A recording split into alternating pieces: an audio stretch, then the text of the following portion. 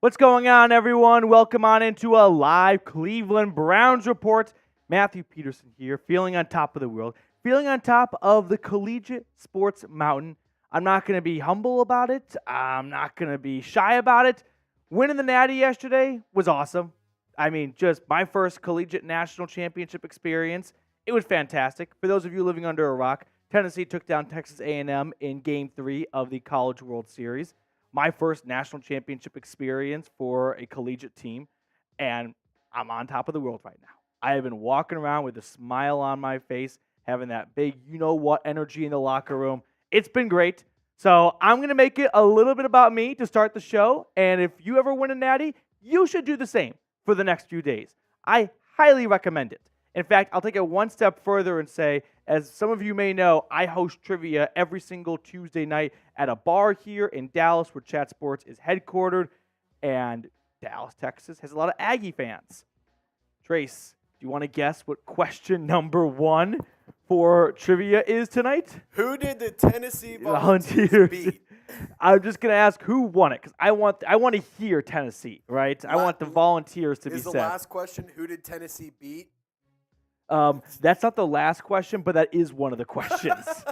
So I'm going to have some fun with it, but I mean, this is better than any other sports day I can remember. I mean, there's a lot of great regular season victories, but winning a championship, just knowing that you are sewn into history, and anytime people are talking about a championship team, Tennessee has to come up, right? You just got to go oh yeah, that 1 year Tennessee, doesn't matter what happens next. The rest of the time, we are in there. Let's go. Seeing plenty of Vols in there. I appreciate it. I went to the first 2 games in Omaha on Saturday and Sunday, but duty called to come back to work on Monday, so I watched it on my couch, which, sure, it would have been really cool to stay in Omaha to watch Game 3, but I do think there is some truth to watching very important and key sports events on TV versus in person.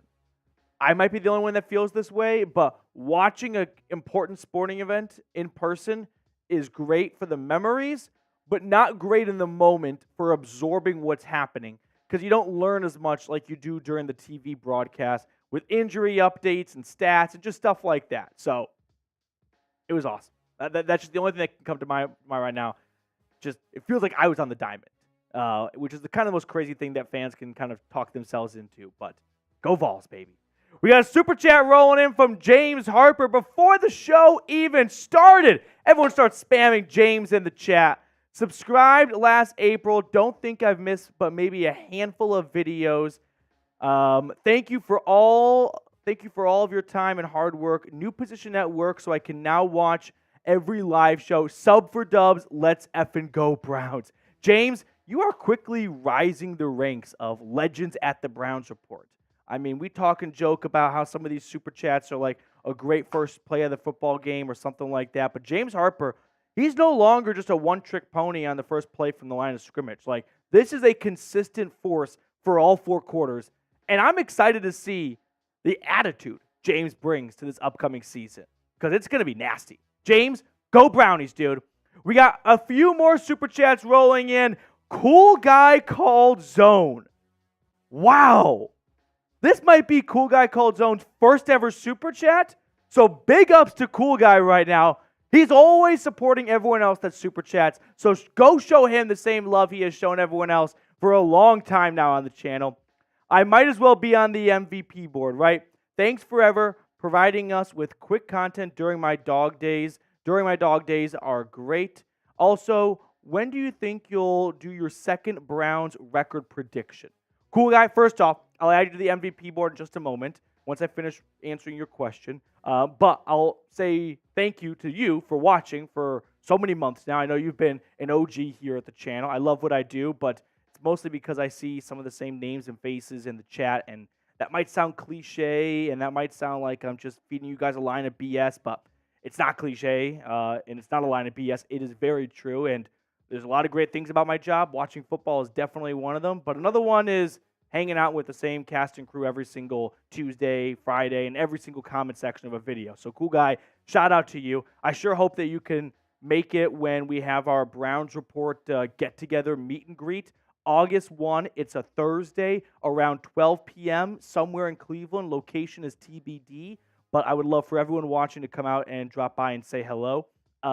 When do I think I'll do my second Browns record prediction? I think Labor Day is kind of a good time to do that, right? Sort of going, like now you are really primed up and ready for football season. College is underway. NFL is next. I think that'd be a good time to do one last record prediction. So Labor Day would be a time to mark your calendar. Cool guy, let me add you to our MVP board right now. Let's go, cool guy. I'm going to do it as you have in your title. So CGCZ zone. Or yeah. Cool guy called zone. And then I got to add, I think Ray might already be on it. I added James before the show started because he sent a $2 super chat last week. Okay. Is Ray Bidding already on it? No. So Ray is going to get added as well. Okay. Cool guy. You're going to go right next to James Harper. If I can get steady hand. Right there, cool guy. Ty Man's here. Cool guy's here. A couple of OGs of the channel. And then now I got to add Ray Bidding. But let me first read Ray Bidding's super chat. Ray, what's going on, man? Ray, we'll throw it on screen for you just a second here. What Deshaun Watson do you thinking will... We got to work on some of our English at times, boys. Like, making it tough for me here. What Deshaun Watson do... This is kind of like Charlie from Always Sunny in Philadelphia. You know that one episode where he's like, read the script I wrote you. Like, yeah, we didn't talk about that. I don't think you're illiterate. Like, no, I am. What Deshaun Watson do you thinking will open? Now, I know this is mostly just a product of autocorrect, and that really sucks because once you hit send, there's no one doing a super chat. But I'm going to try and make out what Ray is really trying to ask here, which is, what will Deshaun Watson... Ray, can you put the question in the chat again? Which Deshaun Watson do you think will open the season? Okay, so like what version of Deshaun Watson will we see open the season? I'm going to say that's what you're trying to ask here, Ray. I'm going to say it's not the version that we saw in Houston the last time he played at the tippy top of his game. And that's not because I think Deshaun Watson's going to be bad this entire season. That's purely going off of history. And the history tells us Deshaun Watson gets off to slow starts in the NFL regular season. He did that in Houston. He's done it in Cleveland so far. So, from a historical standpoint, he fits the criteria of that. Then you couple in the fact that he'll be working his way back from an injury still, and a new offensive coordinator, and all that kind of puts together a perfect storm of it's probably not going to be clear waters.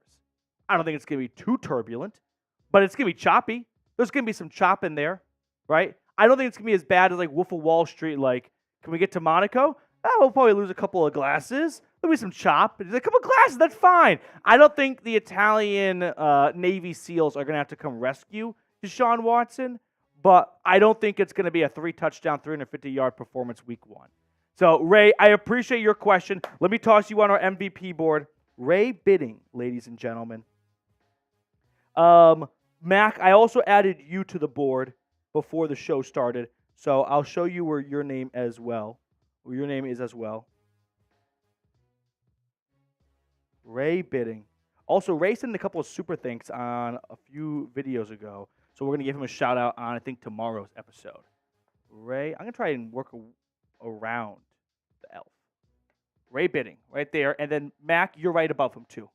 So we got all the OGs of the channel hanging out on our board. Okay, Mac with a $2 super chat, and then we should probably start getting into some Browns content. We getting a dub today in the Madden sim? I sure hope so. Trace is our producer on Tuesdays. For whatever reason, Madden hates the Browns when Trace does the sim. Now, I don't know if that's the case today, but I believe all 3 of our wins so far have come when Friday producer Jack Lauderay does the sim. Can confirm. I think you are with 3. I have not had a win. Yeah. I have not had a win that has been shown on the Browns Report yet. It's unbelievable. So I'm hoping that changes this week. I can give you one piece of advice, everyone.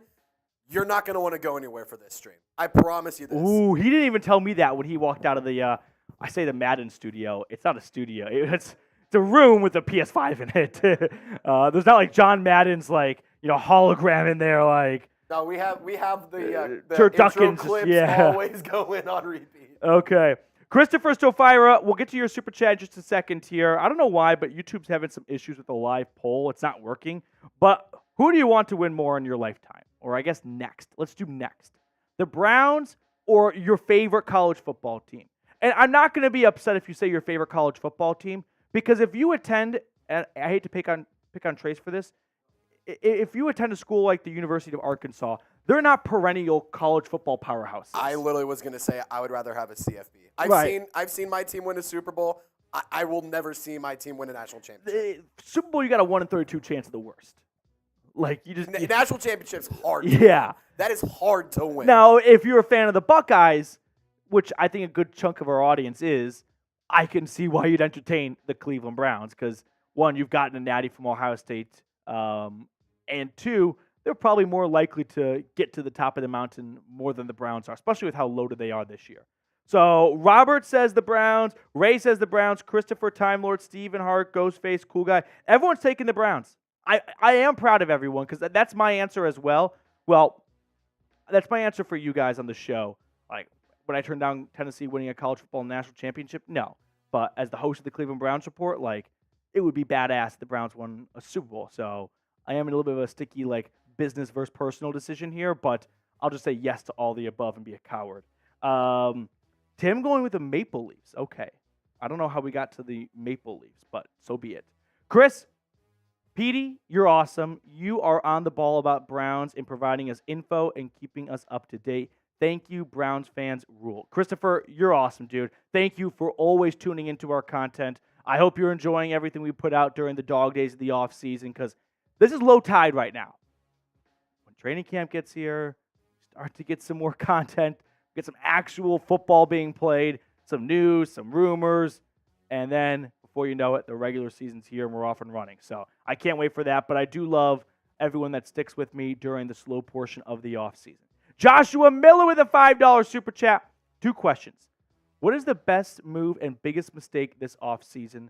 We get to start a new franchise and pick the Browns. O-line or D-line, which are we taking? Okay, so let me answer both questions here one by one. So, best and biggest mistake. I would say their best move, I'm just trying to think of all the moves they made so I don't miss an obvious one. Like last offseason, I did this type of video of top 10 moves the Browns made. And that video, from a YouTube analytics standpoint, didn't provide a lot of views for me, which that's just the nature of the beast sometimes. But I said hiring Jim Schwartz, and I was pretty on the money with that one. So this year, I would say their best move, I mean, the biggest splash they made was trading for Jerry Jeudy. They re-signed Darius Smith and Maurice Hurst. I guess I got to go with Jerry Jeudy. They didn't make it an extension yet for another existing player. What were you going to say? Was there a move that they didn't make that they almost did that you were like, thank God they didn't do that? That's a good question. They were pretty in on Christian Wilkins, but I don't think they were ever in the same zip code for a price. Yeah. So that's not a thank God they didn't either. I guess I by default have to say the Jerry Jeudy one, unless someone else can think of like another move that I'm just having a brain fart on. I really do like the Maurice Hurst signing. Here's one to answer your traces. I'm actually very okay with the fact that they picked Shelby Harris and Maurice Hurst to bring back over Jordan Elliott. I think those two guys are better than Jordan Elliott and cheaper than Jordan Elliott. It's a little bit like when you're looking for restaurant recs and someone's like, this place is a better hamburger and it's cheaper. And that's hard for your brain to accept, like, but it can't be better because if it's cheaper, then that means it's worse. Like, no, sometimes that's just the way it works. So I'll say trading for Jerry Jeudy, and then if we're picking from scratch, I would say the Browns' defensive line. You just can't find another Myles Garrett. I can find another good offensive lineman or two. I can't replace 95. You just can't. Like, those guys just do not come around in every single draft. So, I mean, it's been a long time since we've had, like, the last draft with the first overall pick being a defensive end was Trevon Walker. He's nowhere near Myles Garrett. No, I mean, not in the same stratosphere. So, no, give me the defensive line solely because of Myles. It could be Myles Garrett and me, Trace, and Joshua Miller on the defensive line. And I'm still picking the defensive line. Okay, we have a fun show laid out for everyone today. If you enjoy the content we provide, which a handful of you do, clearly with a couple of super chats, our super chat menu today, $2 super chats, we sing Here We Go Brownies, $5 super chat, good old Rocky Top. Woo! Woo! Rocky Top, Tennessee. And then $10 super chat. We add you to our dog pound poster. I've only got one sticker left, so the race is on, and then I got to order more stickers. So with that being said, on today's episode of the Cleveland Browns Report, live edition, latest news and rumors, offseason winners and losers, and then a Browns versus Ravens Madden sim. So with that being said, I think we can jump into our first segment if Mr.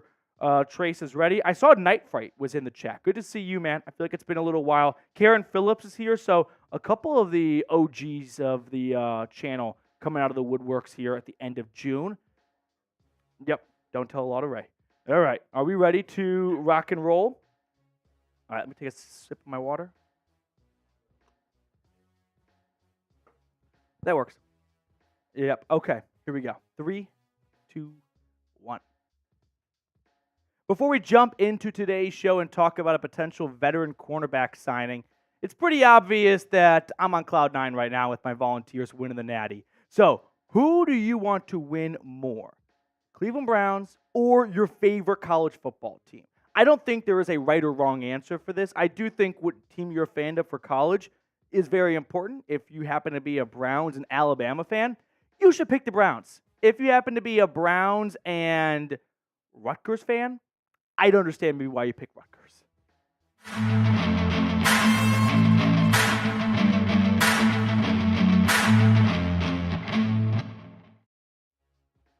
First up on today's show, we're going to talk about potentially signing cornerback Adoree Jackson, former New York Giant, first-round pick by the Tennessee Titans, because Bleacher Report came out with an article that had a couple of free agent suggestions for the Browns, and this one jumped out to me the most as intriguing and I wouldn't say necessarily realistic, but a little bit more of an eye-popping name than some of the others. Now, some background on Jackson. Last year was a rough year for him with the Giants. Gave up 752 yards in coverage. That was the most in a single season by Jackson since his rookie season. So not ending the way he would have hoped to have ended his time in New York. Former first-round pick by the Titans in 2017. I think he went to Clemson. I could get that one wrong. Yeah. So Adoree Jackson picked as a potential free agent target for Cleveland following minicamp and going into training camp. The first question I think we should tackle is, do the Browns need another cornerback?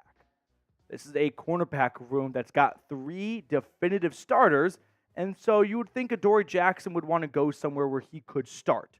Now, maybe at this point in his career, after the season he had a year ago, that's no longer on the table. But I do think it is worth bringing up the topic of it's not a bad idea for the Browns to add some more depth to the cornerback room because, unfortunately, they don't have a great track record of keeping Denzel Ward and Greg Newsome on the field for very long. Like Denzel Ward in his career has missed 1 in every 5 games. Denzel Ward has missed 19% of games through a few seasons now.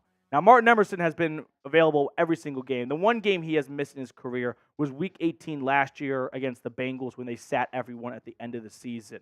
But there is something to be said about 1 in every 5 games, Denzel Ward is going to miss, and so you should be preparing to have a good backup, right? If you don't have a good plan, you are kind of destined to fail because banking on Ward to play a full season for the first time in his entire NFL career is not a very smart bet to make.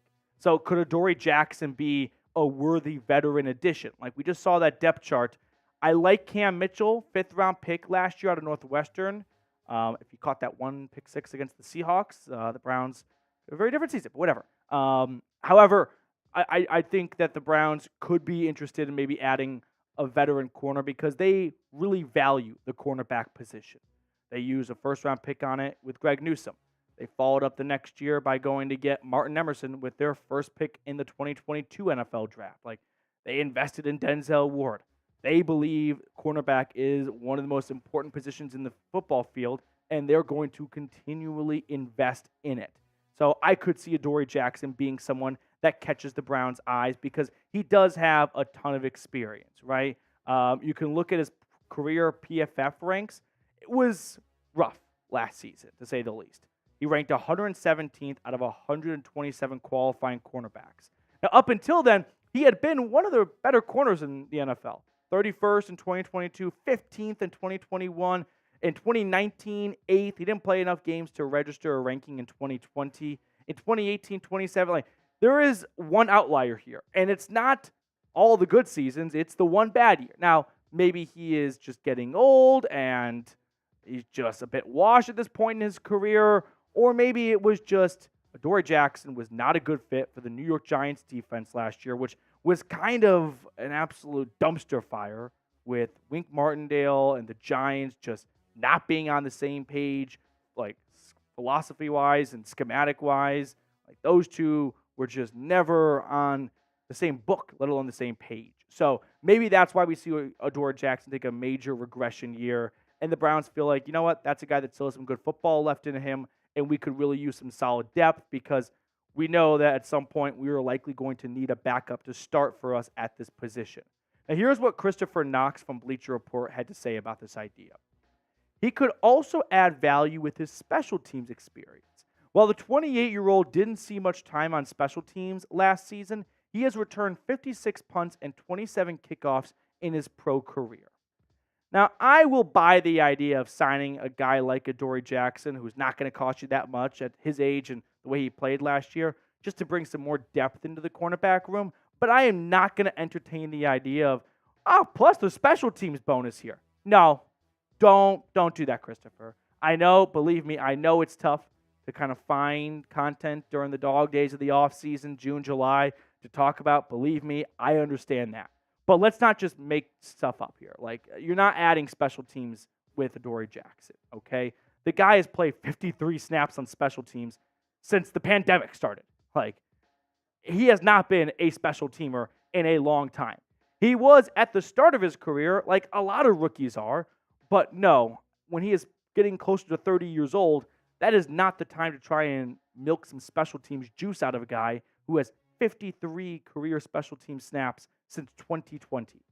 I'm not going to entertain that idea. Sure, with the new kick return rules, the Browns are definitely going to be getting creative, and they're going to try and find some good return men to put in that spot. And yeah, Adoree Jackson did take 27 kick returns back in his first few years in the league with the Titans, but that was a long, long time ago. That was at the start of the Trump administration, okay? Let's not try and go back in time here. So, should the Browns add a cornerback? Give me a yes or give me a no down in the comment section. I'm open to adding another veteran corner just as another good depth piece because it's such an important unit and the Browns have struggled staying healthy in that unit. But I'm not going to add Adoree Jackson for special teams. Does not play special teams. Let's just not try and kid ourselves about that. Now, I want to wrap up today's show by talking about ESPN's roster breakdown. They ranked all 32 rosters. They put the Browns at 12th, which I'm not going to get too up in arms over June roster rankings. Like, this is just when you know things are really slow in the sports world. Stanley Cup Finals are over. NBA Finals have been over for a while. College World Series just wrapped up. So, yeah, it's not a surprise that ESPN decides the day after the all sports end except for baseball, let's put out roster rankings. But for the Browns, they went for all 32 teams, biggest strength, biggest weakness, X factor, and a non-starter to know. And their biggest strength for the Browns was the edge rusher position. And I agree with this one as well. I mean, you've got Myles Garrett, Zadarius Smith, Okoronkwo, Alex Wright. I mean, look at the numbers they put up. And most importantly, I want you guys to look at the pressures. Sure, Zadarius Smith did not jump off the screen with 5.5 sacks, but 61 pressures. I mean, just prorate that compared to Myles Garrett, 89 pressures. The guy was getting after the quarterback. He did on the first play of the entire 2023 season with Burrow and the Bengals. Now, of course, you want to see those pressures turn into sacks, but even if it does not result in a sack and just results in a quick throwaway and a waste of a down, that's not that bad either. Turn it over from 2nd and 10 to 3rd and 10 thanks to a pressure. So I agree that the biggest strength on this Browns team is probably their edge rushers, and it's mostly because of Myles Garrett, but let's not kid ourselves. Okoronkwo and Alex Wright would be starters on probably a quarter of teams in the NFL, and they are coming off the bench for the Browns. Biggest weakness, they had linebacker position. No, they had running back, excuse me. I had linebacker. So ESPN had running back for their biggest weakness. And I can understand where they come from when talking about the running back position being the biggest potential weakness for this team because there's a big question mark with Nick Chubb and when he returns. And if he misses a good portion of the season, yeah, Jerome Ford and Deontay Foreman are probably not the best candidates to hold down the fort for an extended period of time. Clearly, the Browns are putting a lot of faith in Nick Chubb coming back on the sooner side. Otherwise, I think they would have drafted a running back. They would have made maybe a little bit of a bigger splash in free agency for a running back. So I understand where ESPN comes from on weakness being running back, but if Nick Chubb is back in September, this is far from their biggest weakness. It's just very black and white when it comes to whether or not Chubb is on the field. X factor for 2024, they put Deshaun Watson. I kind of see where they come from, but I think it's also worth reminding the folks in Bristol. The Browns last year did just fine with Deshaun Watson missing 2/3 of the season. Like, they won 11 games and went to the playoffs, and it wasn't because of Deshaun Watson. Like, sure, he helped win some games, the Cardinals, the Titans game, but let's not joke around here. Deshaun Watson could be ruled out for the entire upcoming season tomorrow, and I still think this team with Jameis Winston at the quarterback position can win 10 games and go to the playoffs. I just think they are that talented at every other spot on the field. So, sure, X factor from the idea of pushing them above and beyond just making the playoffs, but actually making some noise in the playoffs. Yes, they will need Deshaun Watson to do that. That was obvious last year that they kind of ran out of gas with Joe Flacco at the very end, and that's where they need a legitimate, not that Flacco isn't, but, a real franchise quarterback to be a consistent guy for them week to week and not ride off of the Flacco magic for a couple of weeks following his signing from the couch. So, X factor for the Browns, okay, I guess it could be Watson, but at the same time, they did very well without him last year. Like, I don't think he is the X factor they think that he is. Non-starter to note, ESPN put down Devin Bush, the linebacker they signed in free agency, former first-round pick by the Steelers, out of Michigan, comes over from the Seahawks where he played a little bit last year. He only played about 250 snaps or so, 13 games, 37 tackles, 5 tackles for loss. At Michigan, he was such a big playmaker at the linebacker position, and that part of the game just did not carry over to the NFL.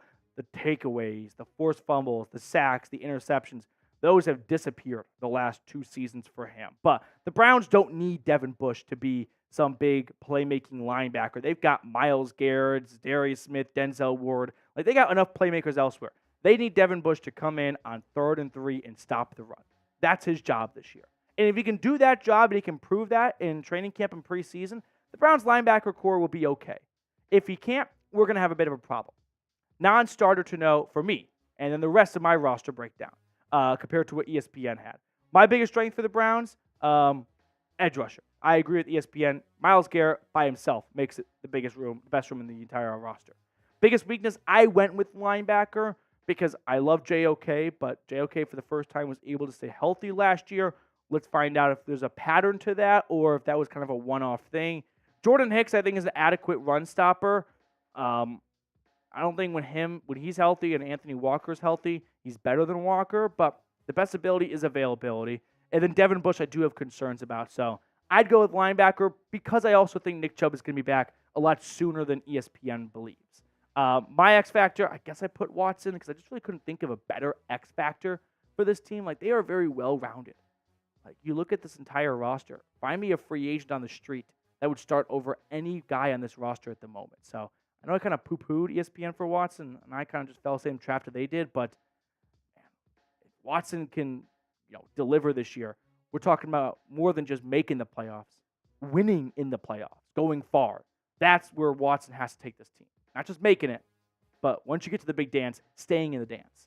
And then my non-starter, I'll go with Nyheim Hines. He's going to be the 3rd running back on this depth chart, but he could have a huge role on special teams with the new kick return rule, and that could be a huge advantage for the Browns going into every single week. All right, who will have a better 2024 season? I have took up way too much of your time today. Who do you think it's going to be? Watson or Chubb? Let me know in the comment section below who you think will have a better 2024 season, as we will bring on producer Trace Gerard in a second here to pick a card to wrap up today's episode. Almost dropped all the cards. As Trace gets everything ready on his end. Who do you think's going to have a better year? I'll go with Deshaun Watson. I just think that the injury element of Chubb, sure, I think he'll come back sooner than other people realize, but I think Watson is going to – this is more of a wishful thinking than like a gut feeling of he'll finally put it all together. Okay. Tristy Trace, what do you want to go with? I'm liking the 7 of diamonds today. 7 of diamonds? Yes, sir. I'm going to go with the ace of clubs.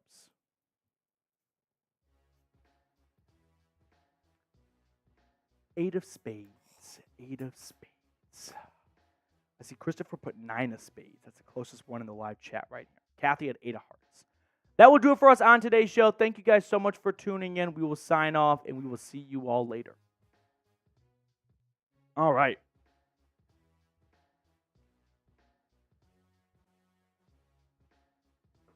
Better 2024 season. Who's it going to be? Watson or Chubb? Let me know in the comment section. I've seen a lot of 4s. I'm also going to go with Watson. He's coming off not as severe of an injury that Chubb is, especially for that's not true. Chubb suffered a knee injury. He's a running back. Watson suffered a shoulder injury. He's a running back or quarterback. I wish they were flipped. I think that would be a lot better for everyone involved. Should we get into our next segment on today's video? We got 56 people hanging out with us, 31 likes so far. If you are just tuning in, make sure to like the video. It really does help support the channel. I know that sounds super cliche and unrealistic and whatnot, but it is true. So please do make sure to like the video as you stop by. Okay, are we ready to jump into some off-season winners and losers? You're ready? I'm ready. We're going to talk off-season winners and losers on today's video. We've done the winners and losers segment periodically before when OTAs came around and minicamp, but now I want to look at the entire off-season, right? From the day the season ended, through free agency, through the draft, through all the spring practices. Who comes out smelling the best? So my first winner in the off-season, I'll go with Deshaun Watson. I think this one is just purely motivated and fueled by the fact that Deshaun Watson has made really good progress on his injury and his rehab recovery. From getting shoulder surgery November 21st to throwing on the first day of OTAs May 21st, there were a lot of quarterbacks coming off season-ending injuries this year. Not all of them were throwing on the first day of OTA. Some of them were throwing with their left hand. I won't say who, but you might know who that is. For Watson to be that far in his recovery, this early in the calendar, it's super encouraging, not just for him to be on the field for week 1, but that he'll be ready for week 1. Like, he'll actually be useful and serviceable compared to, like, last year, for example. Joe Burrow, sure, he played week 1. Did anyone think that Joe Burrow was at 100% last year, week 1 against us? No, of course not. I don't want Watson to look like Burrow in week 1 of 2023. Now, Andrew Berry was recently on the NFL Insider show with like Ian Rappaport and the rest of that crew, and they talked about Watson. And I want to share with you guys what Berry had to say on June 17th. First and foremost, Deshaun has really worked his tail off during the rehabilitation process over the last several months. He's really actually ahead of schedule. Honestly, if you didn't know he got hurt last year, you really wouldn't be able to tell the difference. We're very excited once camp starts. I've said this before, and so I know some of you have heard this speech, but if you're just kind of tuning in now, I think it's really important for Watson to start training camp healthy. There's a handful of reasons why.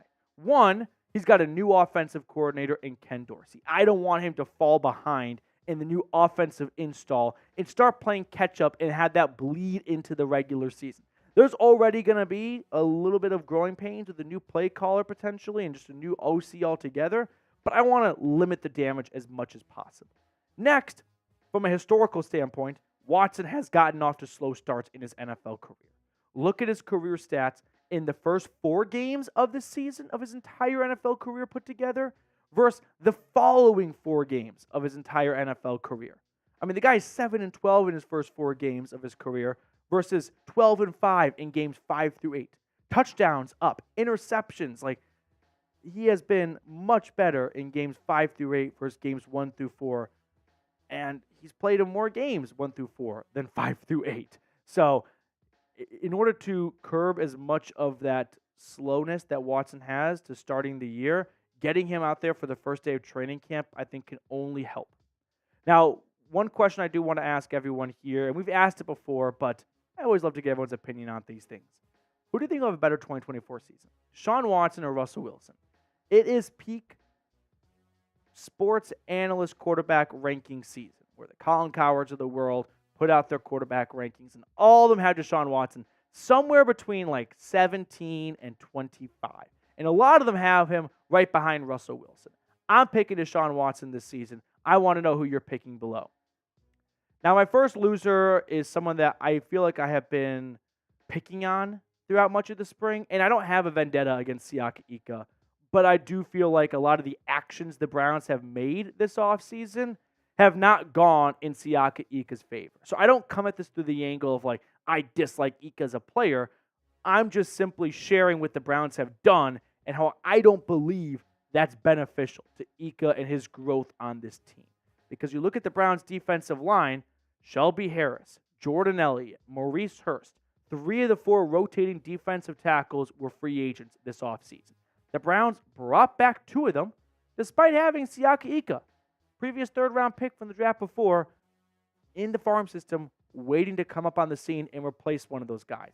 And then they kind of doubled down by adding Quentin Jefferson. And if that wasn't enough for Siaki Ika, they then turned to the draft and took another defensive tackle in day 2 with Mike Hall, their very first pick of the draft. And then they circled back with Juwan Briggs at the end of the draft out of Cincinnati. So for Siaki Ika, I mean, you go back to when the season ended, and he's going into the 2024 offseason, and he's thinking, man, Harris is a free agent, Hurst is a free agent, Elliott's a free agent. Even if they re-sign one of those guys, I'll be bumped up on the depth chart to number 3. Oh, no. They bring back 2. Then they bring back a third, or they sign a third defensive tackle in Jefferson, and then they double dip in the draft. I mean, that's just not an ideal offseason for someone trying to move up the depth chart. They just keep placing more bodies ahead of him that he's got to take down in training camp. So, for that reason, I think Ika's unfortunately an offseason loser. Second winner, I'll go with Jerry Jeudy. How could Jerry Jeudy not be a winner this offseason? I don't think he was disgruntled or unhappy in Denver with the Broncos, but he was very happy when the Browns traded for him because that was a team that had been pursuing him for quite some time. So to feel wanted for an extended period of time and to see it actually come to fruition, I mean, how can that not be a bit of a morale boost to yourself? Like, someone out there really wants me. Now, not only did they show that by trading 2 draft picks for him, but then they extended him to a 3-year, $52.5 million contract before he even played a snap with the team as he was going into the last season, which initially I was not on board with that. Now, we did not have the accurate numbers when that extension was first announced, and that dramatically changed once we knew what they were actually paying him. But the former Biletnikoff winner from Alabama, sure, has not reached that pivotal 1,000-yard mark as a wide receiver. Came close in 2022, 972 yards in 15 games. By far his best season in the NFL, 6 touchdowns. He's been relatively available for much of his career. He has had like nagging ankle or hamstring injuries kind of pop up during the season here and there, but that's not really unique to him. But the reason why that Jerry Jeudy's a winner this offseason is because he got that contract extension, right? You look at the top 10 highest paid receivers in football, and sure, Jeudy does not find himself in the top 10, and he's not really even in the top 20, actually. He's just outside of the top 20 at the 23 spot, I think it is, making about $17 million a season. But Jerry Jeudy is the only wide receiver in the top 30 for average salary that does not have a 1,000-yard season. So for him, how could he not be stoked about the offseason? He's definitely sticking out in a way of, man, I haven't actually done the job necessarily, but I'm being paid pretty well, and I got a lot of guaranteed money, over $40 million. So why do the Browns make Jerry Jeudy the only guy in the top 30 for highest paid wide receivers that does not have a 1,000-yard season? Andrew Berry, I don't know if you know this, he's a bright guy, went to Harvard, likes to think ahead a little bit, and he saw the writing on the wall for the direction that the wide receiver position is going when it comes to spending, and how it has quickly become one of the most important positions in the league with how often teams are passing compared to years past. And there were some big extension this offseason's given, like Justin Jefferson and A.J. Brown. But look at guys that are a little bit more in Jeudy's like tier, okay? The Michael Pittmans, the Nico Collins of the world. Like those guys, from a stats perspective, are very similar to Jerry Jeudy over the last 2 seasons. Jeudy has 1,700 yards. Nico Collins has 1,700 yards. Michael Pittman has a little over 2,000. They both have 8 touchdowns. But what's the big difference between these 3 guys that, from a wide receiver tier ranking, are in the same neck of the woods? One's top 10. The next one's 12th. And Jeudy next year is going to be 22nd. So Andrew Berry is betting like he's at a casino table on Jerry Jeudy looking like one of those guys this upcoming season. And if that happens, he does not have to make Jeudy the 10th or 11th highest paid receiver in football because he got that done now.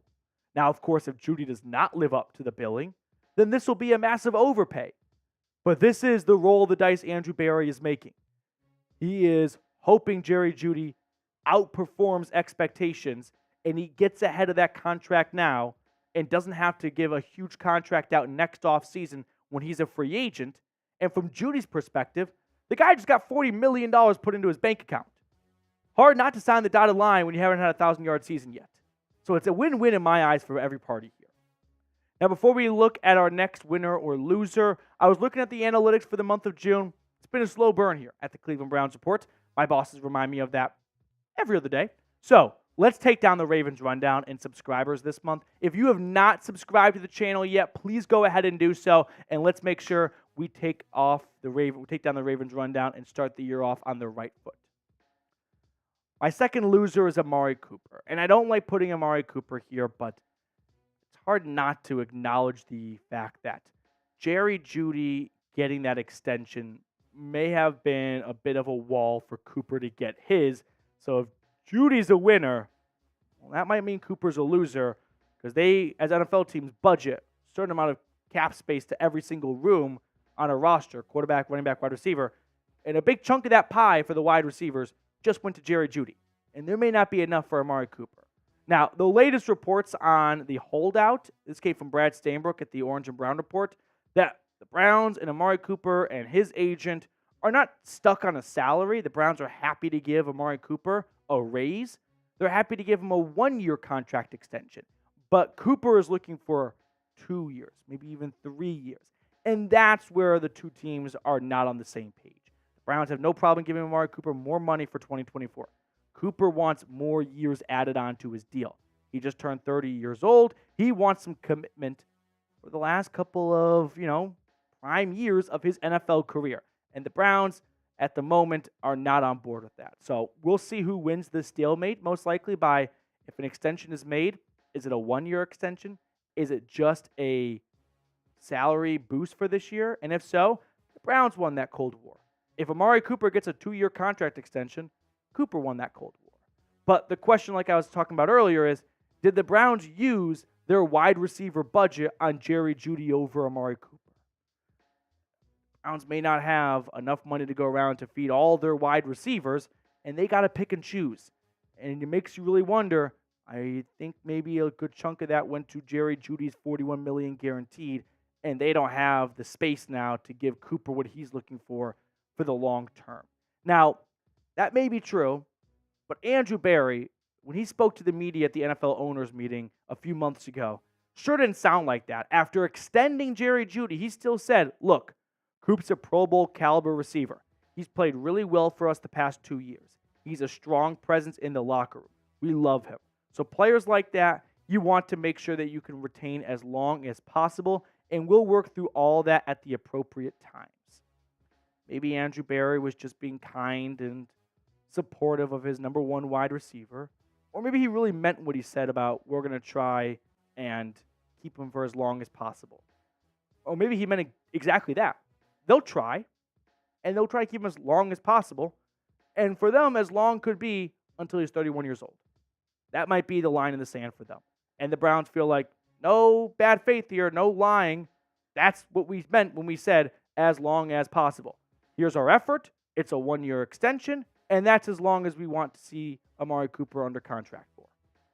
Now, I still think that an extension will get done, and I'm hopeful that it could be a 2-year contract extension because I just don't think Amari Cooper is about to fall off a cliff. We're seeing Keenan Allen play some of the best football of his career at the age of 31. Like, I'm willing to believe Amari Cooper, who has been one of the most available wide receivers since being a top 5 pick by the Raiders, can play 2 more years at a high level. So give him a 2-year, $42 million extension. It's a slight pay bump from his $20 million salary right now to $21 million. So you're not resetting the wide receiver market. You're not drastically bumping him up the wide receiver rankings. And for Cooper, he gets a 2-year extension at the age of 30. Those are hard to come by. So what do you guys think? Will the Browns end up extending Amari Cooper? Give me a yes or give me a no down in the comments section. Now, while you're giving me that response, I do want to fill everyone in about the Browns t-shirt combo. 40% off right now at chatsports.com/CLE combo. So if you want to get some new Browns gear in your life, go to chatsports.com/CLE combo. You're not just going to get one shirt. You'll get 2 shirts, 40% off. I put that link for you all in the comments and description of today's video. Third and final winner from the offseason, I'll go with offensive tackle Jedrick Wills. You probably didn't expect to see this name here. What has Jed Wills done this offseason other than rehab his knee surgery to be a winner? Well, he didn't do a whole lot himself. It's what the team did that involved him, which is they restructured Jedrick Wills' contract, which was entering the final year of it, and the team added 4 void years to his contract. So, not only did they do that, they also did not draft an offensive tackle. 2 things that really signal the arrow is pointing up for Jed Wills to be a long-term Cleveland Brown.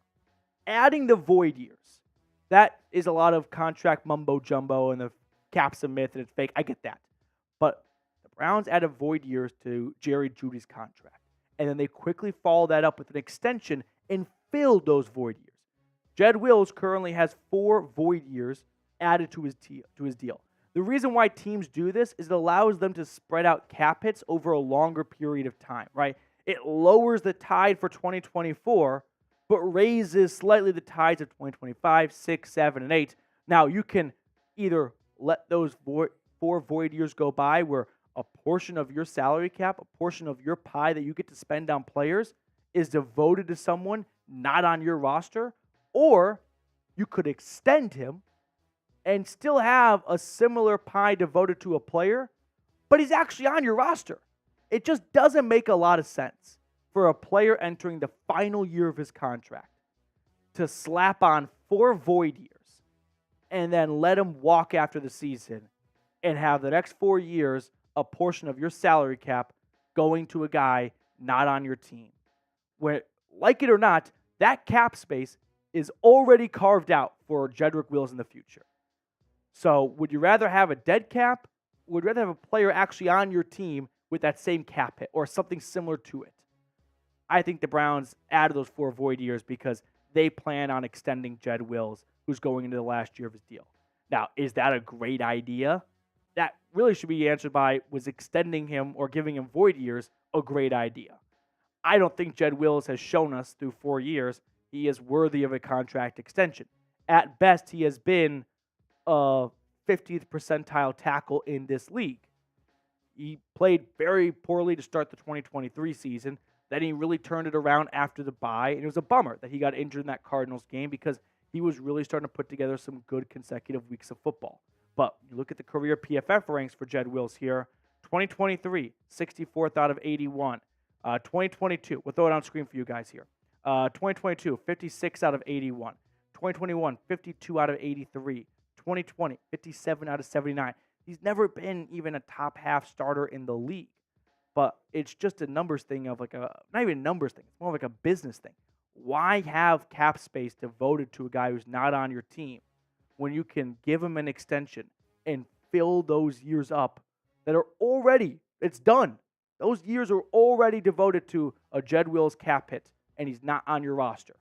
Like, you may not like him, but do you hate him so much that you'd rather have cap space devoted to him and him not be on the team?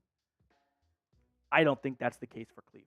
Plus, like I mentioned earlier, the Browns not drafting a tackle, I think really shows that they are confident in their current tackles right now for the foreseeable future.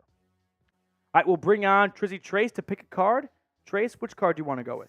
Give me the 7 of clubs. I'm going to go with the 5 of spades. Ooh, I like it. Okay. You ready? Let's see it. Here we go.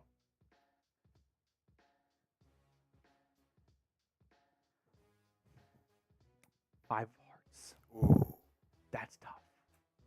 bad break. One off.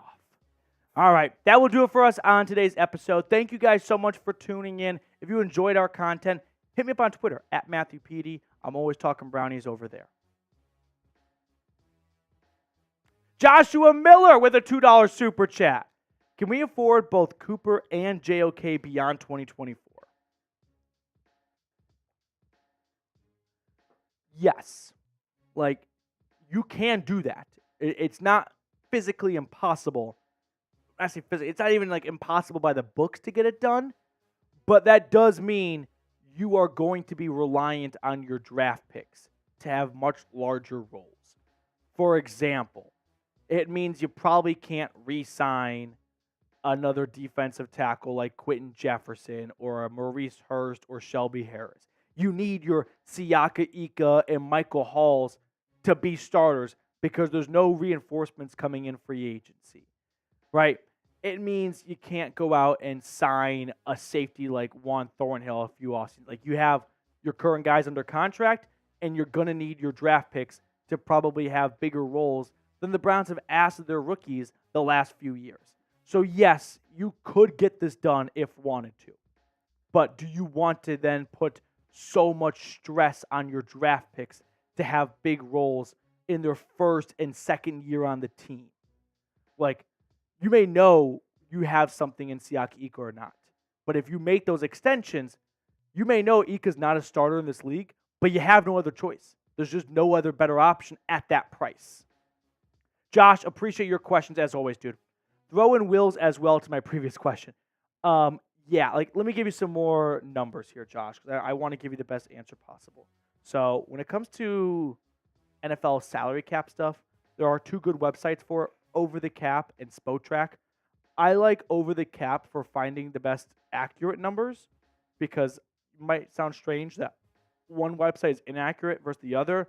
The salary cap can be very complicated, but I think Spotrac is the most digestible website and user-friendly. But for 2025, the Browns currently have some cap space to make up. They are negative $42 million in the hole. So how can they do that? One big way is restructuring Deshaun Watson's contract. Now, if you do that, you are adding more cap dollars or cap hits to the end of his deal. And eventually that bubble will burst if you don't extend Deshaun Watson. And they have to be confident in Watson to extend him. So, can they get these 3 extensions done? I don't think it's impossible from a financial standpoint. There will be repercussions of extending other or restructuring guys like Deshaun Watson's deal and not being spenders in free agency and leaning on your draft picks. Miami Mac, next one up, dude. Who's down? Let's start a GoFundMe for Coop. No, we cannot do this. They are millionaires. I know every fan base has fallen trap to, well, if ownership's not going to pay, we will. Don't let them off the hook. They're billionaires. Let them pay the millionaire checks. We are not billionaires. Don't do that, man. Don't do that, Mac. I beg of you. This is what billionaires want us peasants to think. That they're poor, and that's why they can't spend money. How do they become billionaires? By not spending all their money. Don't let them off the hook that easy. That's like the number 1 rule from Shark Tank. Like Shark Tank, not to give them a free ad here, like they're all billionaires, but even on Shark Tank, like they are very hesitant to agree to any kind of contract. And why do you think they are? Because they don't like giving their money away. And it's not like it's, oh, here's $1 billion. Here's $20,000 over the course of maybe 2 years. Josh, any update on the new stadium? No. These things take some time. Now, if you're looking to draw comparisons, the Chicago Bears are like, let's say 3 years ahead of the Browns right now. We'll call it 2 years. The Bears unveiled a proposal to build a new stadium in Chicago, lakefront, where they currently are right now. They want to build a new stadium in the parking lot of the current stadium, like most stadium constructions go. And the governor of Illinois laughed at it. That's not happening for what you're asking from the state. So even though the Bears put together one hell of a PowerPoint, they may ultimately have to pivot back to their version of a Brook Park, which is the suburb of Arlington Heights. So I'm not going to ever say anything's a done deal for this stadium until like probably a shovel gets in the ground. And then I'll believe, okay, this is truly the path they are on. Are we ready to jump into a Browns-Ravens Madden sim? I'm ready. Madden sim time as the 3-1 Browns take on struggling Ravens. The Baltimore Ravens do have a tough schedule to open up this season, but in the Madden world, they are 3-4 going into this game. So a huge opportunity for the Browns to get above 500 and distance themselves from the Crows.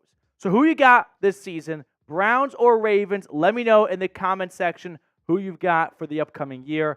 I'm going to go with the Brownies. Why not have some good vibes going into the season? So with that being said, we can kick off our Madden simulation for Week 8.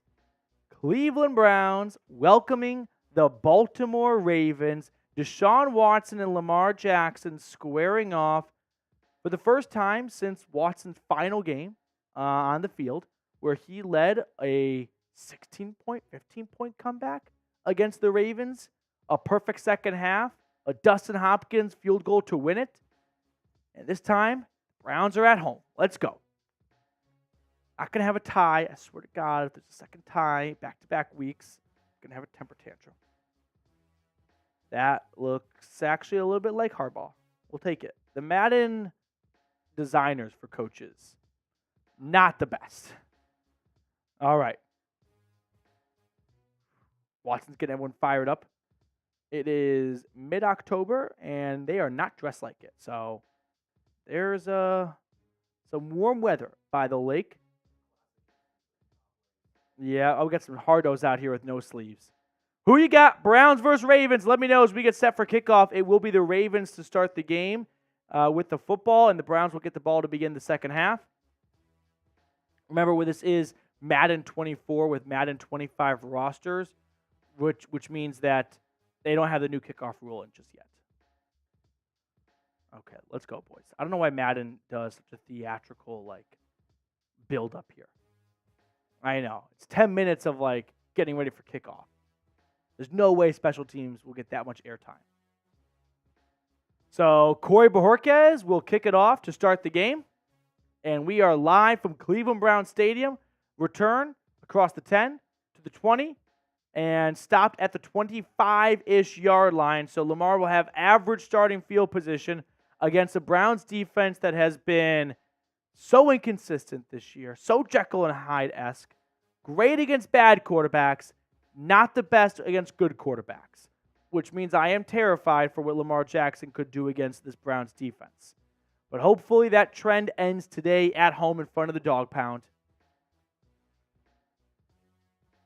Lamar and company looking to bounce back after choking it in the AFC Championship game, going up against one of the weaker run defenses in the Kansas City Chiefs, and they ran it 5 times. Snap to Lamar on 1st and 10. He throws to the left, and no room to run. Let's go. That's Grant Delpit coming down from his post, making a nice tackle at the line of scrimmage. 2nd and 9. That's why you extend Delpit. Love that contract extension.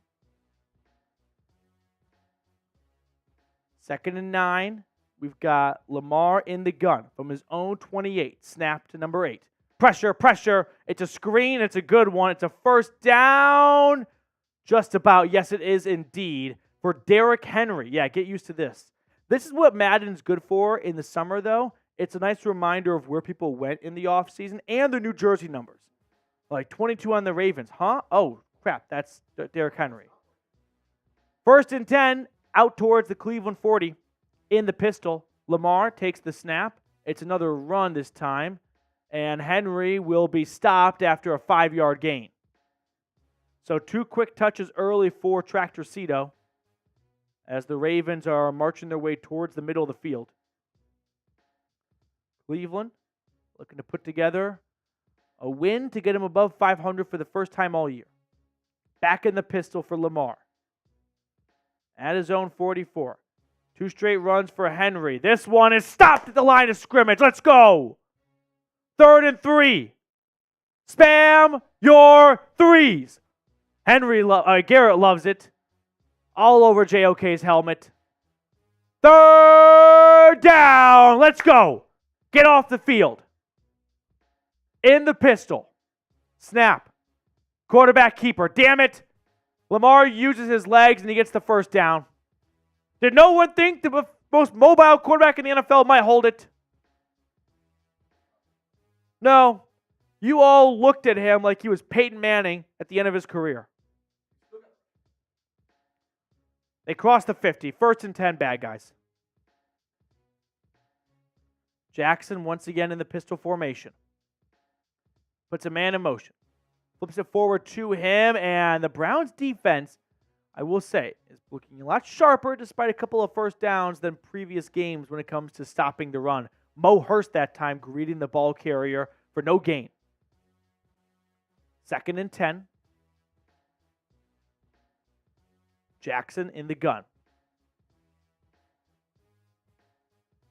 Lamar takes the snap. It's a run for Henry, and he's got a gaping hole in front of him, and he'll take it for a gain of 10+ and a first down.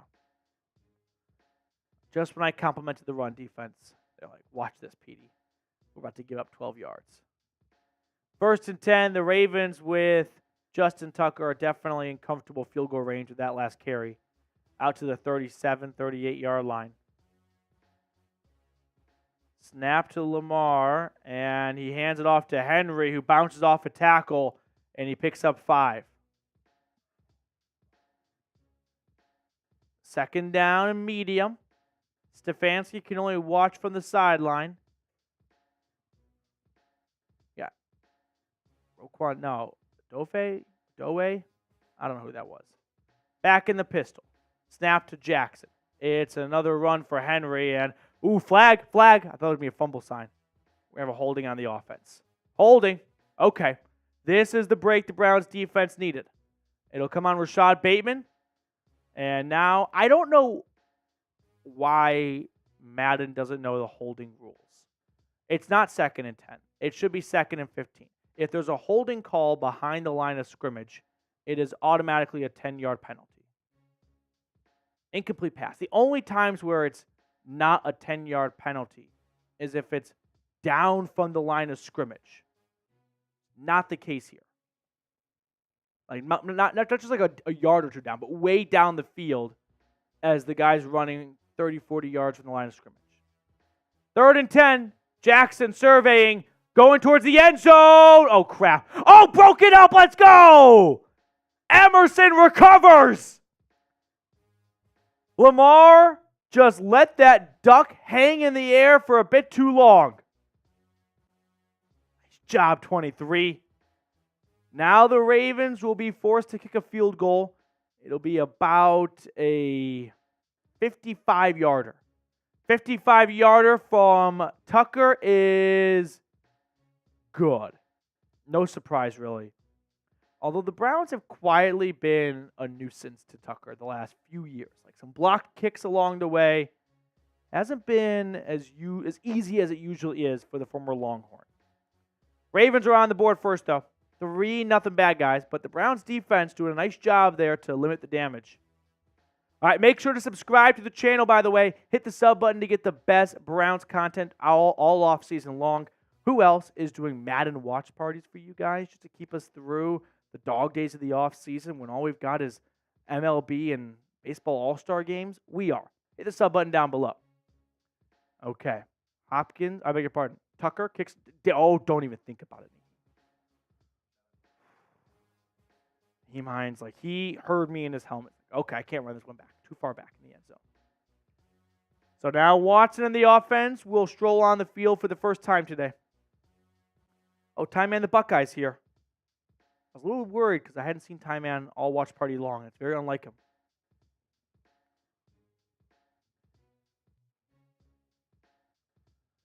Deshaun Watson in the Madden world this year, if you're just tuning in, has been pretty good, I would say. Like, I don't think he's looked like an all-pro, but he's definitely looked the best he has in a Browns uniform.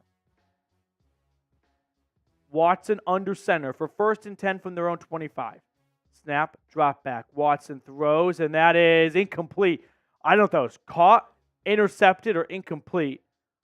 I think for all parties, everyone will accept an incomplete pass there and just move on to the next down. 2nd and 10. Looking for Jeudy. Give it to Chubb. Give it to Chubb. They took the star away from Deshaun Watson. No longer a star. Drop back for number 4. Another strike to the right, and that is caught. Gain of 6. This time linking up with Amari Cooper, it looked like. And now Cleveland will have 3rd and 4. What do you want to do? You want to run it or pass it? I would pass. Not that I don't have trust or faith in Nick Chubb, but let's leave 4 yards to the air. Watson in the gun. Takes the snap. Drops back. Running to his right. Tucking and run. Gets the first down. Get down. Get down. Get down. Good job. Not going to have any repeats with the Ravens again. Watson uses his legs. 1st and 10. Good guys. Time Man. As we film this during our live show every Tuesday at 5 p.m. Eastern. How about that Tennessee game last night? Could you tell I'm just a little happy about that with my Tennessee polo on? 1st and 10 for the offense. Watson throwing deep. That's caught. 1st down, Brownies. Let's go. Elijah Moore, ladies and gentlemen. He's been good this year. He has been good in the Madden world. I'd say he's been better than Jeudy so far. Not that Judy's been like a major disappointment, but it's been a very even attack through the air so far. I think it goes Cooper, then Moore, then Jeudy right behind him. I have no stats to back that up, but just a gut, like watching this team on Madden for 7.5 weeks now. 1st and 10, Watson still throwing. That's caught. 1st down, Cleveland. All the way to the 20. Jed Wills is fired up. Oh, we got an injury. Is that Kyle Van Noy? I think it might be. Who is it? Yeah, I thought he was 53 last year. 1st and 10. Watson will hand it off to Chubb to the right side. Chubb. Oh, man. Looked like he had a big hole to run through. Gets 5. Felt like it could have been more, but that's fine. First quarter is in the books. The bad guys lead at 3-0, but the good guys have the ball, and they are closing in on the end zone. Second quarter about to get underway. Deshaun Watson under center from Baltimore's 15-yard line, trying to at least tie the game or take the lead. It's another run for 24, and Chubb this time is stopped. No gain on the play. 3rd and 5. Pass it again. Offense has been good so far through the year. We've seen Cooper. You know what I'd love to see get the ball right now? David Njoku. Feed the Chief. He's hungry. Give him the football. Where is he? He's in that trips to the left, bottom right. Get the Chief the ball. Or that. Touchdown, Amari Cooper. Let's go. Yes. Cleveland on top. It's early. Keep our composure. Let's go. Extend that, man. I know that there are going to be people that are watching this in October because they don't know it was filmed back in June, and they will know whether or not he was extended. And they're laughing at me from the future. Or they know that I have good takes because I want to extend him in June. 7-0, 7-3, Brownies.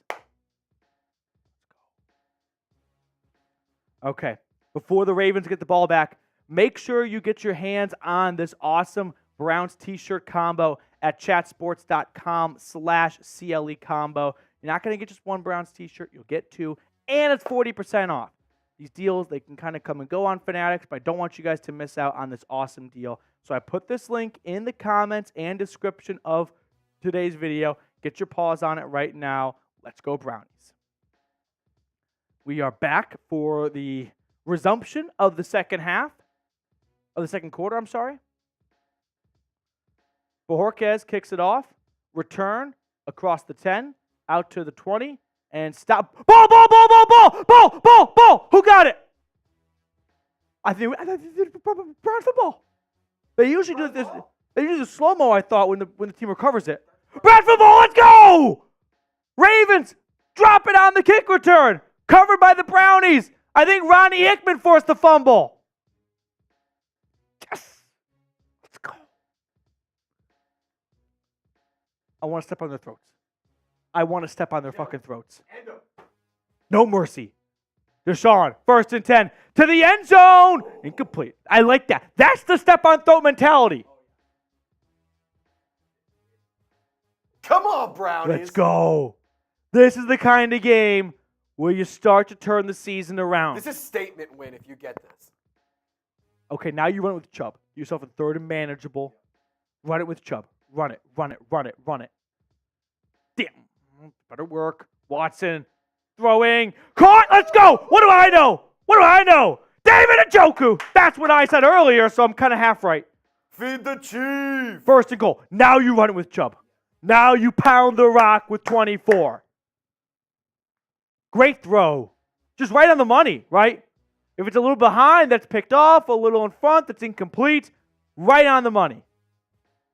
From the 3-yard line. Cleveland with an opportunity to extend their lead. I formation. It's a run for 24. He's in! Touchdown! Made it look a lot harder than it had to be. Some great blocking. And the Browns capitalize on the kick return fumble. They add 6. Let's go. Stay calm. A lot of football.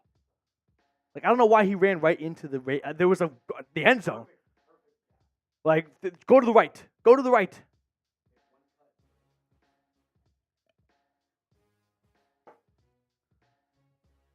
Hopkins will inevitably make it. And it is 14-3 Browns with 4 minutes and change. Remember, Cleveland gets the ball to start the second half. If the Ravens do not score on this possession, I'll say that's game. I'll call my shot right now. Hit the sub button. If you are looking for some dubs this upcoming season, sub for them right now. Just get the good vibes ball rolling. Sub for dubs, baby. Like James Harper says here on the channel. Okay, kickoff by Bojorquez. Let's see how this one goes for the Ravens. Oh! School of Hard Knocks. 1st and 10 Ravens. Lamar and company step back on the field. Come on, defense. Do you smell that? Smells like a Myles Garrett. Sack attack! Right now. Let's go. Jackson with a long play call. In shotgun. Lamar from his own 21. Takes the snap. Looking. Throwing over the middle. That's caught. That's fine. Let him have that. Let him get that false sense of confidence. Nelson Aguilar, he sucks. 1st and 10 Ravens. No concern. From the Ravens' own 35. Back in the pistol. I'm feeling good. Drop back for Lamar. Dumps it off in the flat. Make the tackle. Good open field tackle. Denzel Ward takes down Derrick Henry, who's got about 30 pounds on him by himself. Look at those white face masks, too. 2nd and 11.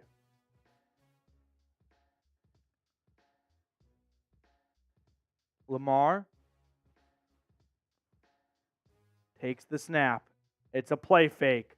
Jackson throwing, and that is incomplete. Nobody home. I don't know why Madden thinks that every player is like in a gang after every play. Like, they're always fighting constantly. I know that there is some dust ups from time to time. They make it look like it is prison football. Mean machine indeed. 3rd and 11. Spam those threes. Snap to Jackson. Play fake again. Jackson, pocket collapsing. He'll tuck it and run. Gotta make that tackle. Gotta make that tackle. Who was that? Was that Devin Bush? I think that was Devin Bush. Was it Jordan Hicks? Who misses on this? What in the arm tackle was that? Get low, Devin. 1st and 10, Ravens. That's got to be a stop. You did all the hard work. Get off the field. Snap to Jackson. He throws. This is caught. Gain of 6. Clock's ticking. All 3 timeouts remaining and a 2-minute warning.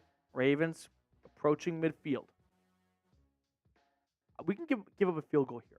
That's fine. I'm not going to be too upset about that. Get the ball to start the second half. Back in the pistol. Jackson looking around. Takes the snap. It's a run for Henry, and Henry on 2nd and 4 gets about. Oh, that's a horrible spot. He got the first down. They're going to call him short. I don't really know what they're smoking, but we'll take it. 3rd and inches. I thought he got that by a mile.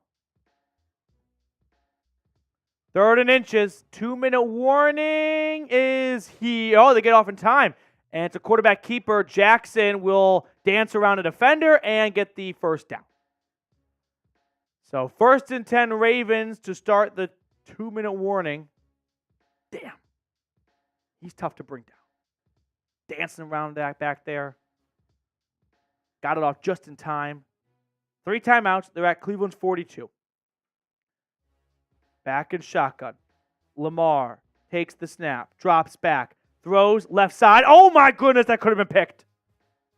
Emerson was in the area. Throw wasn't on target. Miscommunication. Name that show. Miscommunication. 2nd and 10. Lamar takes the snap, looking, throwing, and this is caught. Mark Andrews, first down. Gain of 15. Ravens are not using their timeouts, nor should they. Delpit, are you okay, buddy?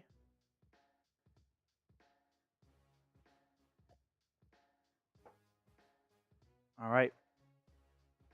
1st and 10, about 90 seconds remaining. At the Cleveland 25-yard line. Lamar in the gun. Takes the snap. Throwing. This is caught. Woo! Wake up! Wakey, wakey! 2nd and 10. Incomplete pass. Big hit from Juan Thornhill. Nice tackle, Juan. Not even a tackle. More like a pass breakup. Forced the incompletion. 2nd and 10. Do you get a pass breakup if you hit someone so hard they don't catch the football? I hope so. This pass, 2nd and 10, is caught and held on to for a gain of 4.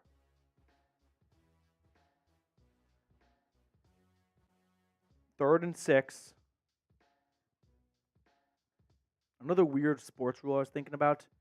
If a guy gets on base because of an error, I'll accept the plan after this. 3rd and 6.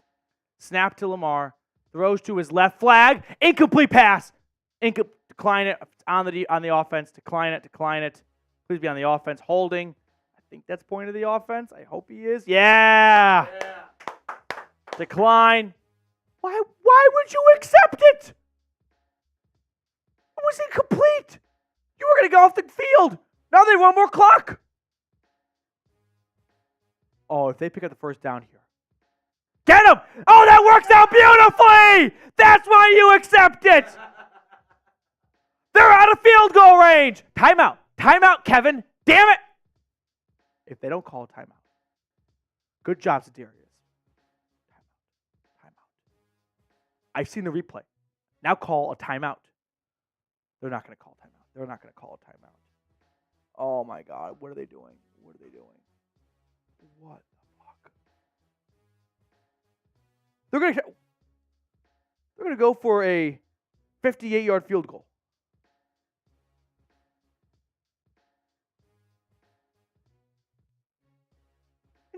made it? Did he miss? I think he might have missed. There's no celebration. I think he misses left. He missed! Let's go! That was the plan. That was the plan. Dustin Hopkins, best kicker in the AFC North? People are talking. All right, 6 seconds. You got good field position and you have 3 timeouts. You could definitely pick up some yardage and call a timeout and then get a better shot at a Hail Mary or a really long field goal. Instead, they run it with Chubb. Get down, get down, get down! Oh, timeout 1 second. Ooh. We'll take it, we'll take it. I didn't think he got down in time. Now, I don't know exactly where he got down, if you can get a field goal from here or if it's a Hail Mary. It might be in field goal range. You just watched Justin Tucker miss from 58. They're going to attempt one. Oh, this is much more. This is a 52-yarder or a 57-yarder. No, 52. 52-yarder from Hopkins. Get there. Go. Good. Yes. 17-3 Browns going into the half. They get the ball to start the second half. This is an ass kicking, ladies and gentlemen. Let's go. Throats stomped. Cleats on esophagus. Halftime here. If you want these types of watch parties, but for actual football, this is the channel. I don't know what more you need to see to subscribe. There is no one that's going to bring as much passion as I am every single Sunday for your favorite team. Let's go. Sub for dubs, baby. Sub for dubs. Ravens are pissed off right now. Okay, the quick sports rule that I need the answer to, and maybe none of our viewers know the question. If a batter gets on first because of an infield single, but he advances to second on an error from the throw, if the next pitch is a single and he scores on that, is that an earned run? Because he got on for a single, but he advanced on the error. But if there was no error, he wouldn't have been at second, and then he wouldn't have scored on the single. So I was thinking about this last night when I couldn't fall asleep. Baseball is a fun sport like that, where every time you watch it, there's something different that happens. Like a new rule that like rears its ugly head, and you're like, oh, I didn't know that. Cool guy says it's earned. No, he's not. No, he's not. Stop it. Oh my gosh. The A&M baseball coach, after losing to my Volunteers, is leaving for Texas after chewing out a reporter for saying he would never leave. Oh, that's hysterical. 1st and 10. Wow.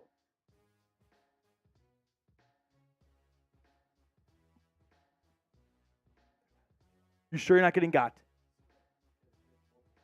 Oh, it's all over now? Oh. Yeah, $35 million will say otherwise. 2nd and 6 for Watson. We missed a player or two. Oh, well. Damn it! Picked off.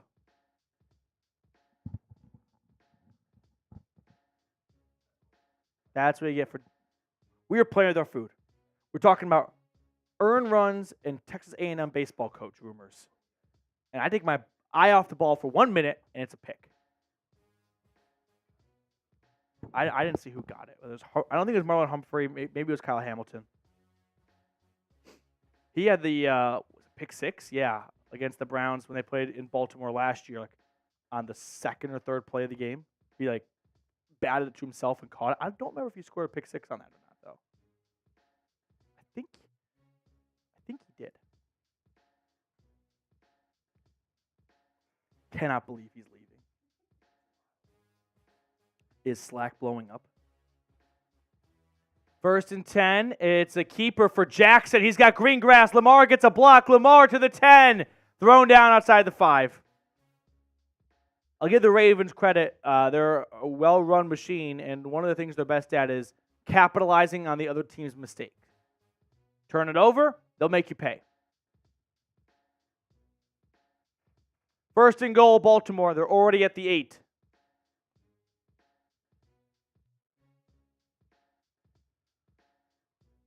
Snap to Lamar. Throw to the left. That's incomplete. Kathy, I agree. If you get on base because of an error, that runner is not going to be an earned run. But if you get on base with a single and advance to second on a throwing error, and then you come home to score with a single the next pitch, is that an earned run? Let's get a stop. Second and goal. Lamar in the gun. Takes the snap. Looking. Throwing. Back of the end zone. Broke it up! Nice play, MJ. Let's go. Third and goal.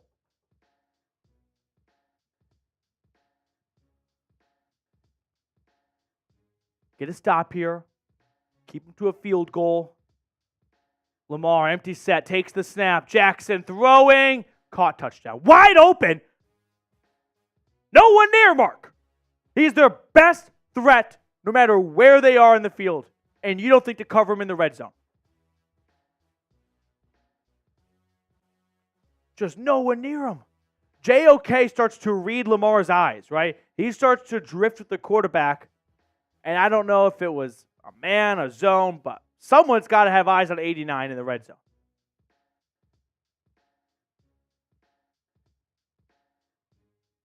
Damn it. Extra point is good.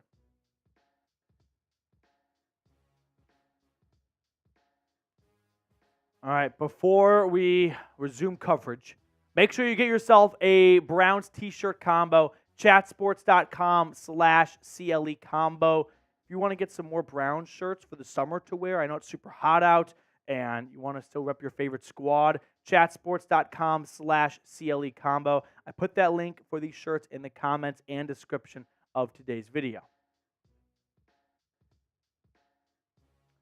Kick off to restart the game. Oh, boy.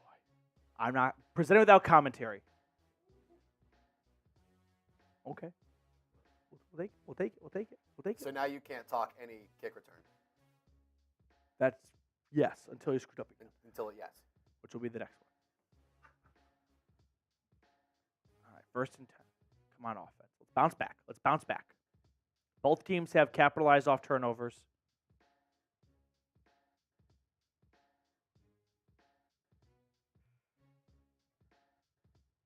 Watson under center. It's a run for Chubb, and a good one, too. Chubb, open field, taken down to the 45.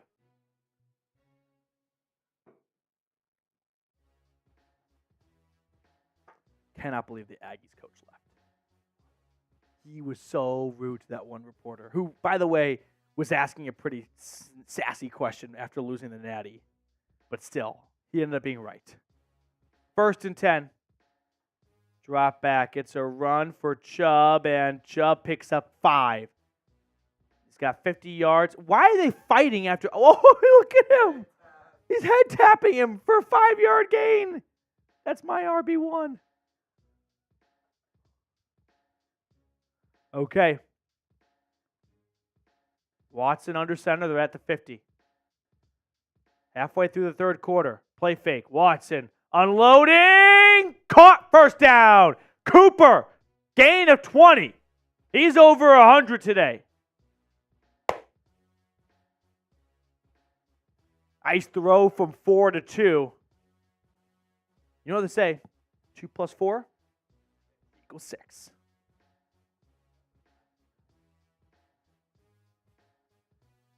To the Ravens 30. Back in shotgun. Deshaun takes the snap. Pressure coming. Throwing wide open. Njoku has the first down. David Njoku moves the sticks. His second grab of the day, and the Browns are in business. Stefanski barking out calls from the sideline. From the Ravens 17. Under center, Deshaun Watson takes the snap. It's a run for Chubb. He's got a blocker. Chubb able to pick up a first down, and it's 1st and goal. Couple of strong runs from Chubb on this drive. Cleveland marching their way down the field. 1st and goal, good guys. Come on. At the 5. Snap to Watson. He throws. That's caught. It's a touchdown. Jerry Jeudy, his first score of the game. Browns extend the lead. Jeudy, possibly his first touchdown in the Madden world. I don't keep track.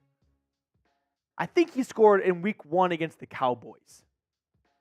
I think that's like a second or third touchdown. But it's a big one, and it gives the Browns a lot of breathing room. They'll be up by 2 touchdowns with just 2 minutes left in the third quarter.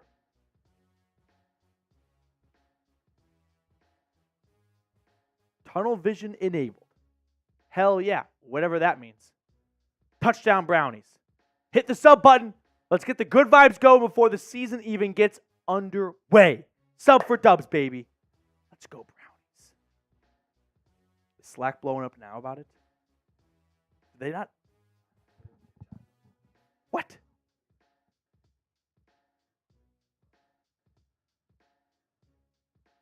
Bojorquez sends it high into the northeast Ohio sky. Return to the 10.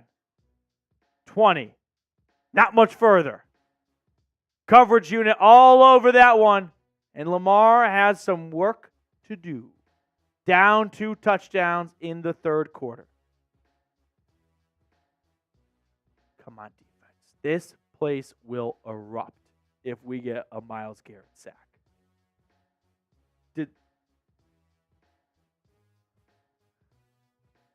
First and 10 from the 20. In the gun. Here's the snap. Looking, Lamar pressured. Pushed down for a sack by who? Myles Garrett. Loss of 7. Second and 17. Let's go.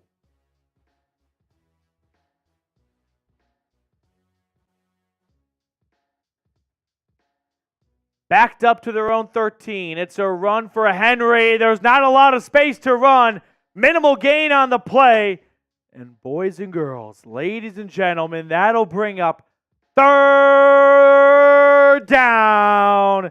Spam those 3s. Let's go. Snap to Jackson. He's looking. He's throwing deep. Broken up by who? Martin Emerson again. This defense is starting to click. Took them a few weeks, sitting at 3-3-1. They're starting to put it together as we enter the midway point of the year.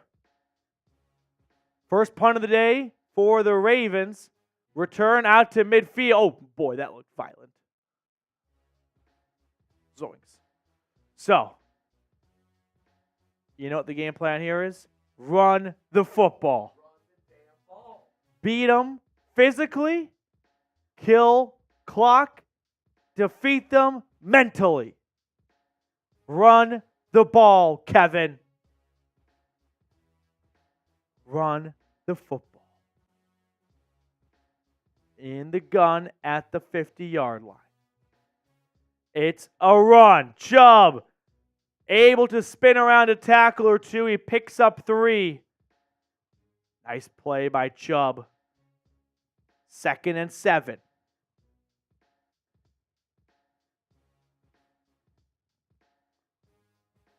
Third quarter winding down. Watson back in shotgun. Run it again. It's a pass. Throw. Caught. First down. David Njoku. His third grab of the day, and it's another first down, Cleveland. And that will take us to the end of the third quarter. 18 minutes in the books. 6 to go. And the Browns are up by 2 touchdowns. 24-10. That's what I'm talking about. 6 minutes away from going to above 500 for the first time this year. Jacob Kistner, when all the sims are done, will you have player and team stats? No. It's a run for Chubb. I can't keep track. Third run of the series for Chubb. 2nd and 7. Or second. I got fact checkers in the chat. I like it.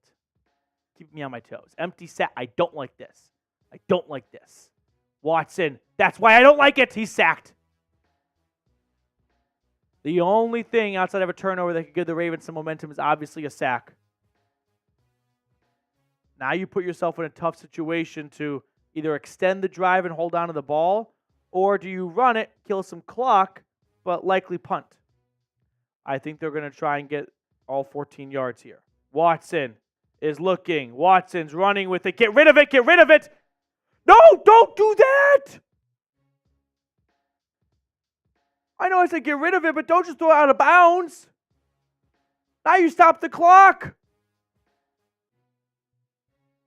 Oh, no. I shouldn't have said get rid of it. I didn't think you take it so literal. I meant like throw to someone before you get sacked. Don't throw it out of bounds.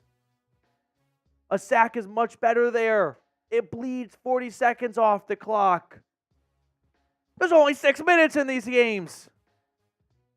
That's almost a sixth of the quarter. 1st and 10 Ravens. Under 5 to play. It should be 24-10 Brownies with 4 minutes and 10 seconds left.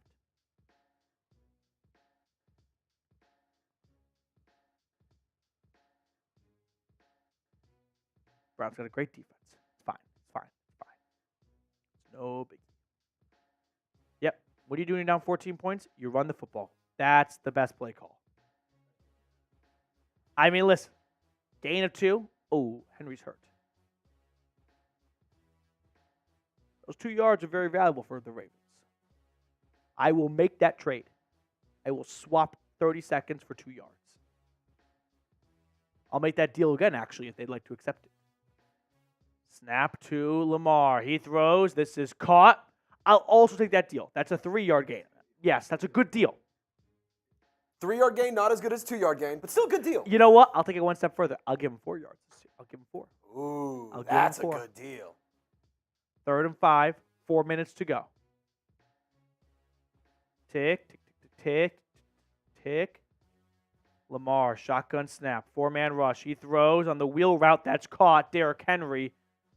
And it's a gain of about 10 and a first down. Okay. All right. Keep the ball in front of you. Don't give up the big play. We can give up a first down and still be okay. Yeah, even if this is a long drive, that's okay. Let them just kill the clock. Yeah. From their own 30, snap to Lamar. This drive over 2 minutes now. That's incomplete. Greg Newsome looked to be the nearest man in coverage. 2nd and 10. Njoku getting some high fives in on the sideline.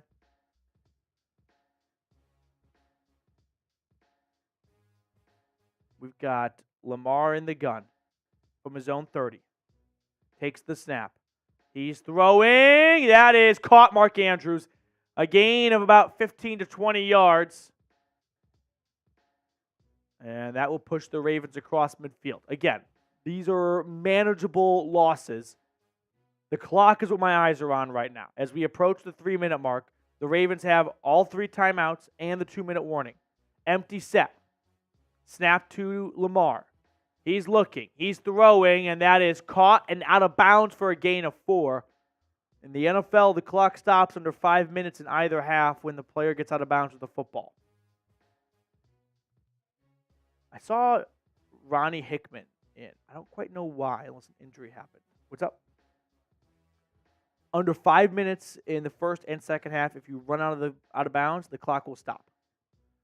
Lamar looking, Lamar throwing, and that is caught, but it will not be a first down.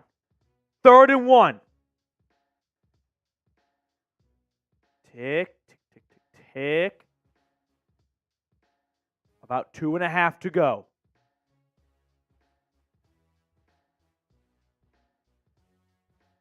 Just inside the 40. Snap to Jackson. He's throwing, and that is incomplete. I don't know what happened. Was it tipped? Was it tipped at the line of scrimmage? Andrews looked open. Zadarius, who, by the way, is not where that number is talking shit. Oh my goodness. On 4th and okay. They're going to go for it, right? I think. They're going for it. This is the game. Snap to Lamar. He throws. That's caught, first down. I could have told you where that ball was going to go. I could have told you that. So it'll be a first down, Baltimore. That'll likely be the last play before the 2-minute warning. Maybe they sneak one more in. That clock's still ticking. No, it looks like they'll get one more off. Jackson takes the snap. He's going to throw deep, and that's caught again by Andrews all the way down to the 10. And that will take us to the 2-minute warning. All right. What the Browns need to do is force the Ravens to use one timeout, because then they can't get the ball back and they don't get the onside kick. You got to force the Ravens to use one timeout. Snap to Lamar. He throws end zone. Broken up. Nice job, Grant. 2nd and goal. Tackle him in bounds. A sack, obviously, would be great. Wins a sack, not great.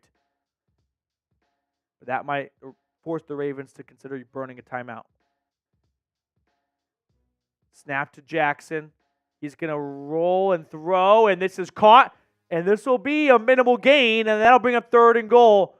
The Ravens would be smart not to use a timeout here, but let's see if they do. It'd be a lot easier for them to run to the line of scrimmage than the Browns on offense. It would take their time if they didn't have a timeout to force them. 3rd and goal. 90 seconds remaining. Down 2 touchdowns. Jackson rolling to his right. He's going to throw. That is going to be picked off. Denzel. I'm like everyone's father right now when they're mad. The pinching of the nose. Both sides should be furious. Lamar's got to run that in, and Denzel's got to catch that. Now it's 4th and goal. Last gasp for the Ravens. It's caught. Mark Andrews. Where else would the football go? It's a 1-touchdown game, and they have all 3 timeouts with a little over a minute to go.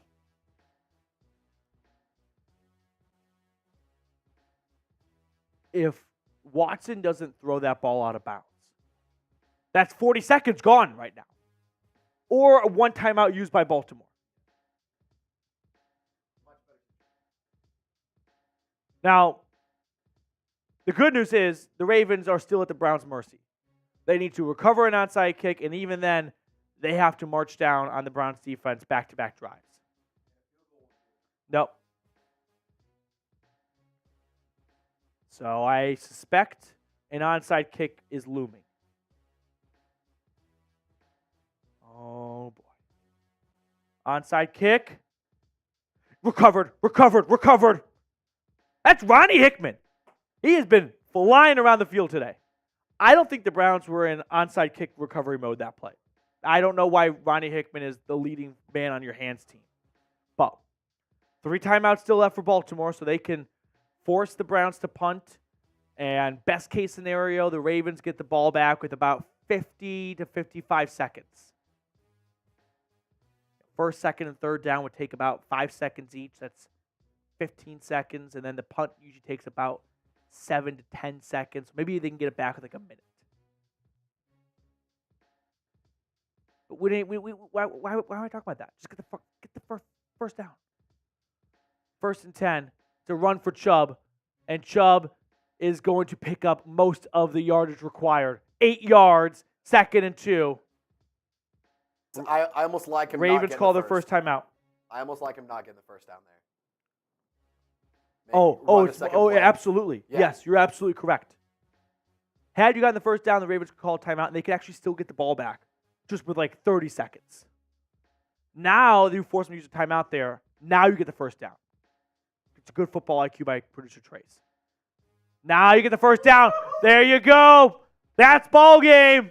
Victory formation. Cleveland is going to beat the Ravens by 7, 24-17. They will improve to 4-3-1 in the Madden world. Ravens, by the way, fall to 3-5. stumbling out of the gates. They have a tough schedule like everyone in the AFC North does, but especially early in the year. Let's go, Brownies. A kneel down from Watson.